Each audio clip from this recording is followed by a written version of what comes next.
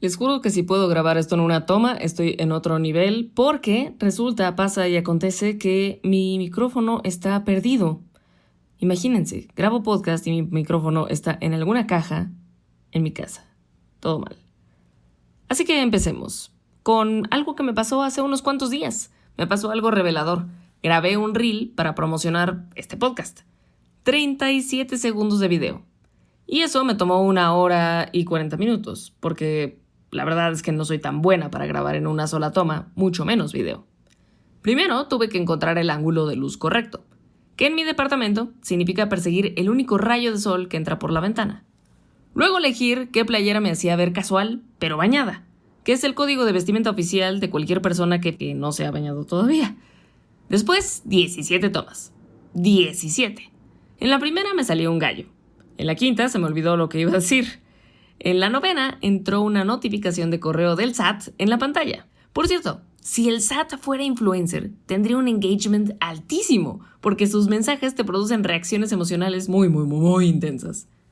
Cuando por fin tuve una toma decente, pasé otros 40 minutos editando.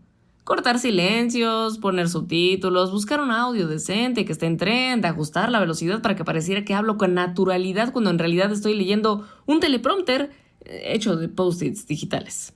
Publiqué. Y 2 horas después, 127 reproducciones y 4 likes. Uno era de mi tía. Otro de mi mejor amiga. Los otros 2, sospecho que fueron bots rusos. Y ahí mirando esos números patéticos mientras cenaba una manzana, porque no me dio tiempo de cocinar por andar grabando el bendito reel, pensé, no recomiendo ser influencer. Esto es No Recomiendo, un podcast de antirrecomendaciones de la vida y de lo que consumimos.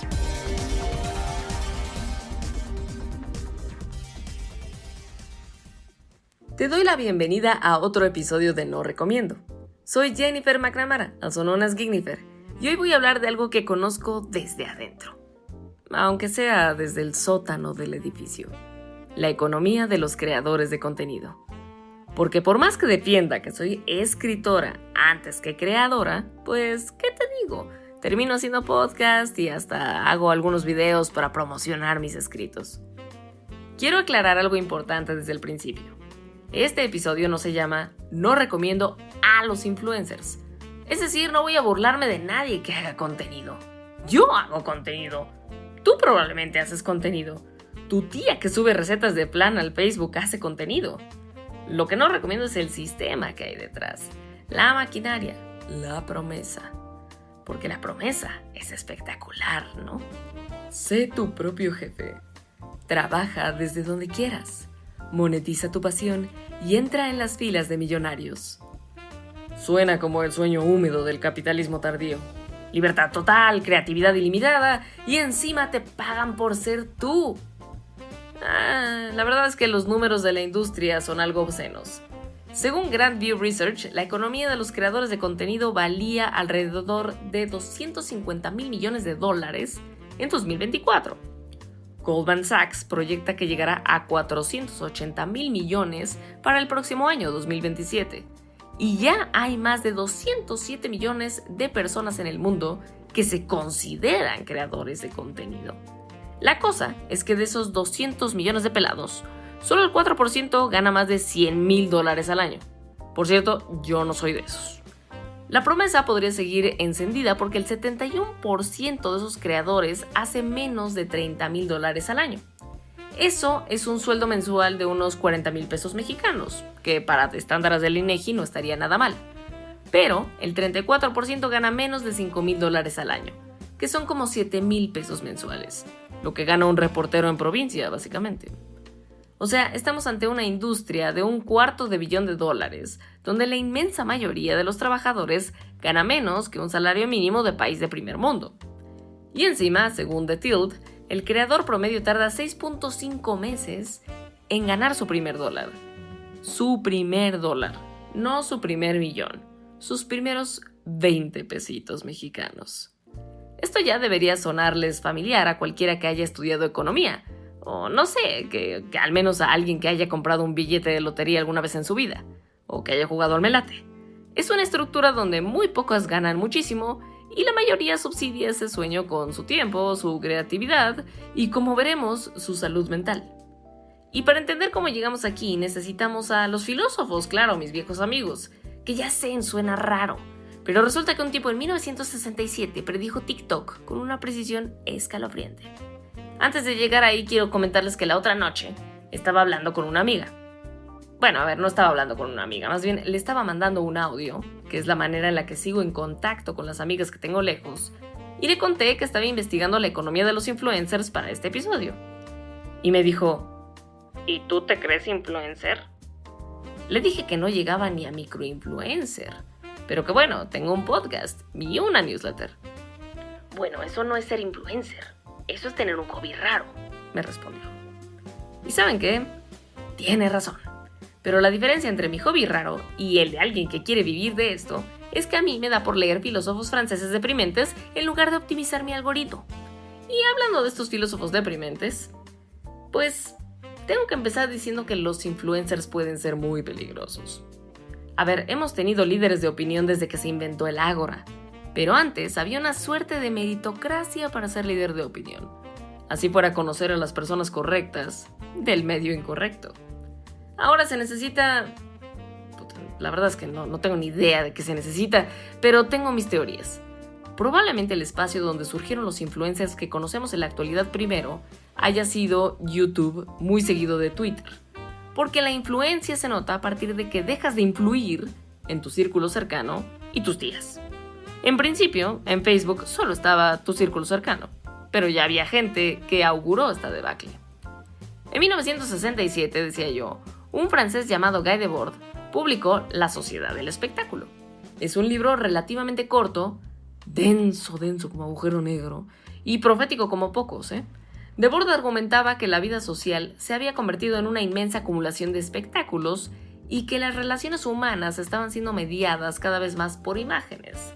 Decía que habíamos pasado de ser a tener y de tener a parecer.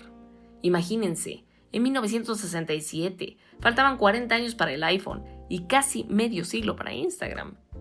Debord no podía imaginar TikTok, pero describió su lógica perfectamente, Académicos como Briciarelli y Armano actualizaron esta teoría en The Spectacle 2.0, es decir, el espectáculo 2.0, argumentando que las redes sociales son la mercantilización definitiva de la vida cotidiana. Es decir, estamos tratando de hacer dinero con nuestra vida normal.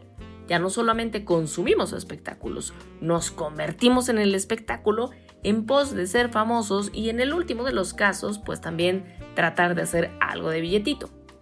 Pero si Debord diagnosticó el problema desde lo visual, nuestro viejo conocido en este programa, Byung-Chul Han, le puso nombre al mecanismo interno. Él describe una cosa llamada sujeto de rendimiento, que así que digan que broto cuánto rinde, pues no, pero así lo describe él. Él específicamente dice que ya no necesitamos un jefe que nos explote, nos explotamos solos. Dice, y cito, hoy cada uno es un trabajador autoexplotado en su propia empresa. El influencer es la versión extrema de esto. Es empresario, empleado, producto y marca. Todo al mismo tiempo. Y si fracasa, no puede culpar a nadie más que a sí mismo. El sistema es perfecto porque la opresión se siente como libertad. Y aquí es en donde tengo la respuesta de por qué cuando la gente me pregunta, oye, ¿por qué no autopublicas más tus libros? Pues básicamente es eso, yo tendré que fungir como todos los escalones para llegar a que mi libro se lea. Y la verdad es que no lo hago más por flojera que por miedo al éxito. Pero bueno, eso es arena de otro costal. Quisiera yo llevarlos a una filósofa que, en mi opinión, clava el tema con más precisión que nadie y que además escribe en español, si les interesa. Se llama Remedios Zafra.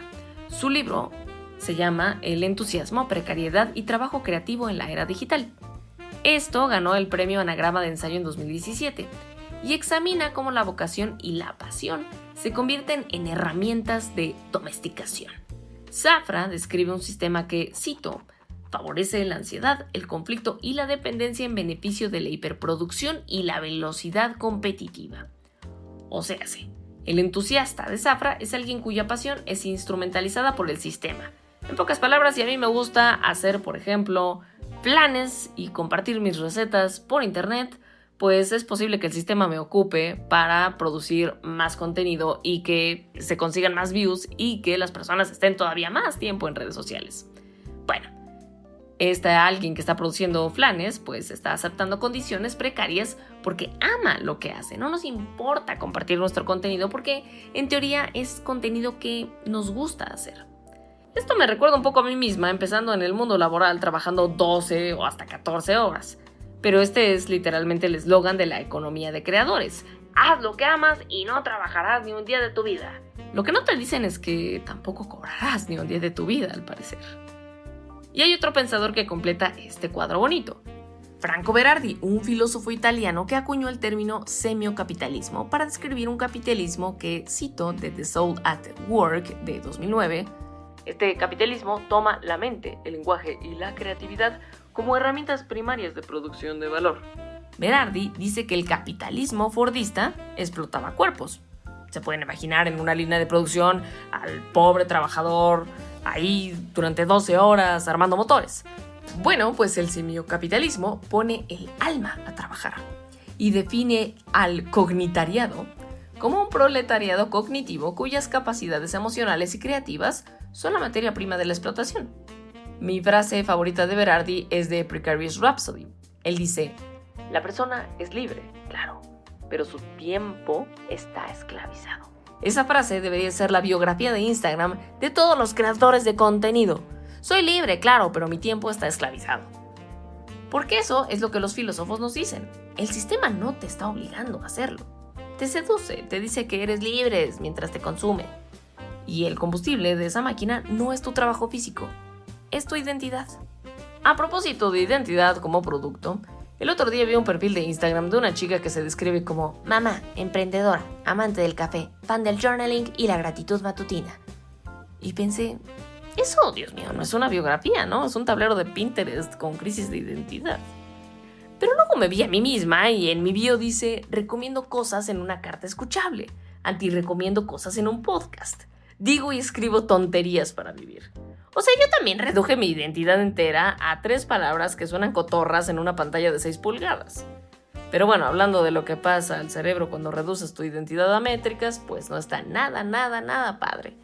Lo que yo me pregunto, ¿por qué dejamos que ciertos influencers ganen influencia? ¿Qué nos parece atractivo de algunos personajes que no tienen nada a su favor? En parte idolatramos a personas que nos parecen físicamente atractivas, eso no es un misterio. No por nada ser guapo o guapa es una ventaja competitiva si tu mayor competencia es grabarte para que otros te observen haciendo cosas. Es lindo ver a una persona guapa o guapo haciendo cosas. También nos gustan las personas, por supuesto, divertidas, aunque sean un poco idiotas. O al menos nos gustan las personas entretenidas. Y es cierto que a veces seguimos a quien dice cosas con las que estamos de acuerdo. Afirmaciones que nos resuenan. Esto es bien peligroso, porque si resulta que en tu casa tu papá maltrató a tu mamá o tus progenitores estuvieron ausentes, hay una gran brecha para que se te cuele el pensamiento macho. Nada más pensemos en el temacho, Andrew Tate.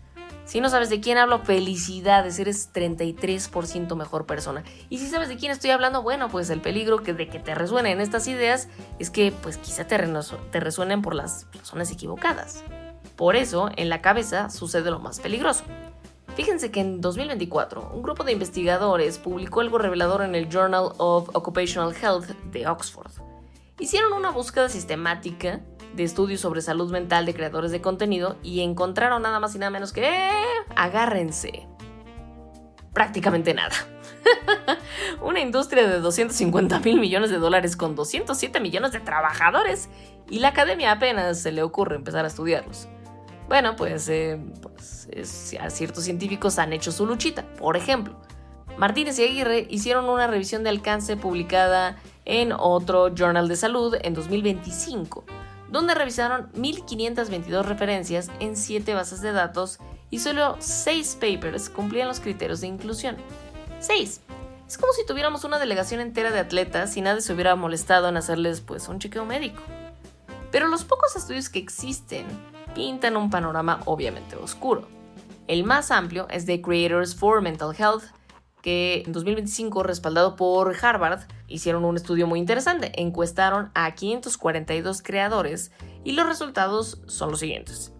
El 62% experimenta burnout, a veces o frecuentemente. Es decir, están en un estado de estrés casi imposible de vivir.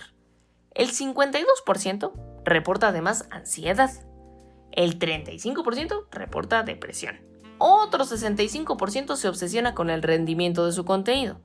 Ya saben, el clásico, como yo, que publica y que quiere ver prontamente likes y solamente encuentra bots rusos y a sus tías.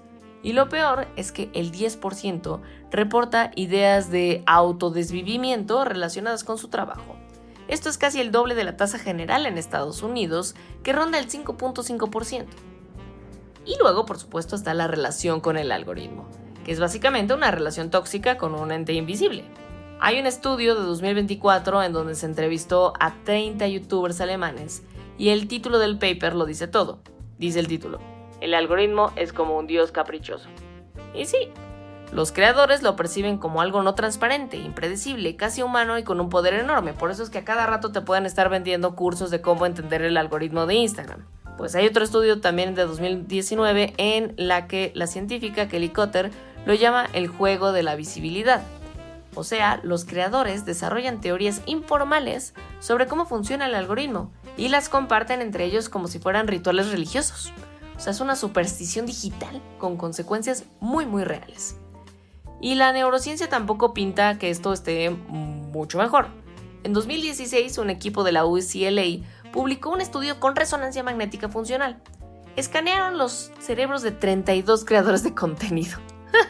Dios santísimo. Escanearon los cerebros de 32 adolescentes mientras veían fotos de Instagram. Cuando veían sus propias fotos, con muchos likes, se activaba el núcleo accumbens, que es la misma región cerebral que responde cuando ves a alguien que amas o cuando ganas dinero. Una revisión sistemática de 2024, que incluyó 11 estudios con 504 participantes, confirmó que las recompensas sociales en redes producen mayor activación del núcleo accumbens que las interacciones offline. Pues por eso estamos tan enganchados, porque de alguna manera nuestro cerebro dice: esto está padrísimo y se siente riquísimo. Me pregunto si mi cerebro hace algo similar cuando publico mis podcasts. Pero bueno, mientras, ayúdame a atrofiarme el cerebro y dale 5 estrellitas a este podcast, que con eso me ayudas bastante a que se difunda esta palabra, que no es precisamente del Señor, pero que sí tiene alguna base científica.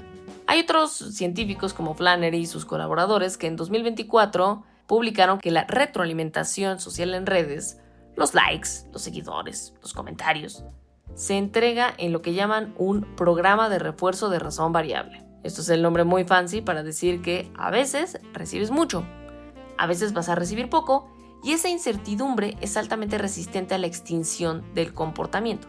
Es decir, el algoritmo también está diseñado para que no siempre ganes muchos likes, porque si no te aburrirías y dirías: pues soy un fregonazo. Pero no, lo que hace el algoritmo es que a veces te da muchísimos likes y te vuelves viral, y hay veces en que no. ¿Saben qué otro sistema funciona exactamente así? Las máquinas tragamonedas. O sea, cuando abres Instagram para ver cómo le fue a tu último post, tu cerebro está haciendo lo mismo que el de un señor jalando a la palanca en Las Vegas. Excepto que el señor al menos tiene la posibilidad de ganar dinero. Tú estás apostando a autoestima, no estás apostando nada. Y un ensayo de abstinencia de redes sociales de 30 días con 200 participantes, que se publicó en 2025, mostró que durante la abstinencia había supresión de ondas alfa junto con antojos e irritabilidad similares a los de la dependencia de sustancias. O sea, no es metáfora, verdaderamente esto de tratar de ser influencers es una adicción, y es una adicción medible con electrodos. Y aquí podrían decirme: bueno, Jennifer, pero tú sigues publicando. Y sí, aquí estoy. En fin, la hipotenusa, autoexplotándome con plena conciencia filosófica. Lo cual, según Slavoj Žižek, es exactamente cómo funciona la ideología contemporánea. Sabemos perfectamente que lo hacemos y lo seguimos haciendo.